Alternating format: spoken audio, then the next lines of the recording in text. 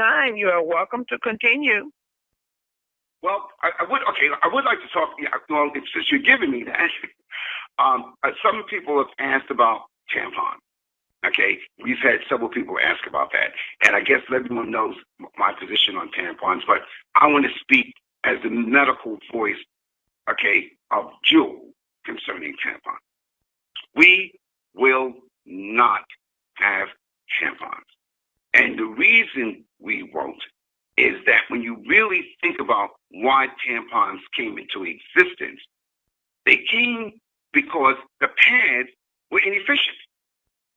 The pad was just, the blood was, or menstrual flow was just sitting there, making her feel miserable, constantly getting up, having to go to the restroom.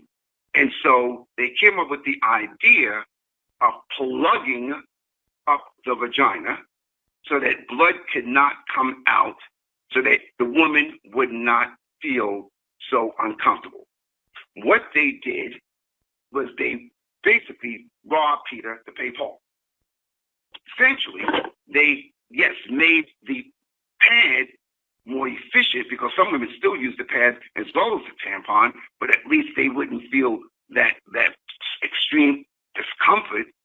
But then they made the toxin even closer to the bloodstream by having those tampons sitting inside the vagina. Okay, that the purpose of that menstrual flow is to come out. It is not to reside in the vagina. And by residing in the vagina with the bacteria that's normally there, and every woman has what we call good bacteria and good yeast. When I say good, in the sense that neither one of them will cause a pathologic event as long as they are in balance. But when you introduced the tampon, which then held blood within the vaginal wall, it allowed the bacteria to, it's almost like a smorgasbord. It allowed the bacteria to grow in such proliferation that the bacteria had to go somewhere, okay? And it sought any exit that it could. And obviously, as you have read in the newspapers and magazines and other avenues of information, that bacteria went through the vaginal wall into the blood vessels, and in some instances caused toxic shock syndrome, TSS. Now, obviously, when it's at an extreme, it can be fatal. But there are a lot of women who feel uncomfortable, who have low-grade fevers, who have pelvic pain, and some of that is related to an earlier phase of TSS that hasn't reached the point of fatality, fortunately. But the bottom line is we are introducing that condition ourselves.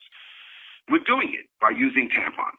And so we decided a while ago that there is no way, if on one hand we're trying to improve women's health, that we're going to turn around and produce something that is going to be deteriorating women's health. So tampons are out because of what I just said. Now, the other aspect from the standpoint of the environment is that most of the sanitary napkins on the market are made with plastic. It's like a bag that you wrap your groceries, you get your groceries in from Kroger or Publix. That's the backing of that pad. Well, as you know, if you try to breathe into those, okay, matter of fact, if you get your clothes from the cleaners, it even says, make sure you keep this bag away from infants and toddlers because of the fact that they could cause suffocation. Well, that's essentially what a woman is doing when she's wearing the sanitary napkins. That plastic, okay, is suffocating the external genitalia, okay, where air needs to actually flow, the air cannot.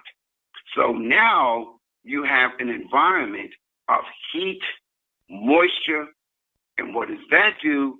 That increases the risk of fungal infections, bacterial infections, and as I said earlier, we know that bacteria itself produces toxins. So from the standpoint of the pad itself, the ones on the market, no ventilation, our pads will be ventilated. Our pads will allow air to flow so that women will not be plagued by those symptoms.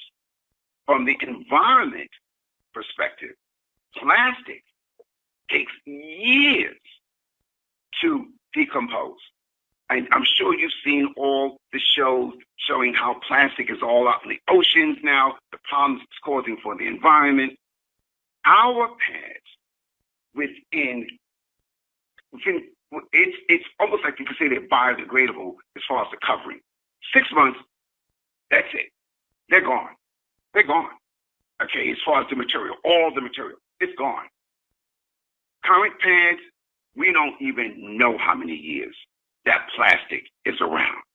So from the standpoint of the environment, we will be introducing not only a product that is going to be beneficial from the standpoint of necessity, it's going to be therapeutic from the standpoint of the ingredients, and it will be environmentally friendly, okay, to sustain what we want for society and life to be in the future. So we are the vanguard. We are the vanguard, and everyone associated with Jewel should be proud, okay, and excited on this road that we're on. Now, with that, Ms. Gloria, I think I've said enough. All right, sir. Well, thank you very much. If you need anything else to say, we will listen. But thank you so much for taking out of your busy day to share all this valuable information with us. We really, really so warm-heartedly thank you for doing that, Dr. Tyrone Malloy. You be blessed and have a great day. All right, ladies and gentlemen, as I've said before, I must say again, Six Star LLC subsidiaries and any future holding companies, we make no medical claims, health claims, nor any other claims about our premium sanitary pads.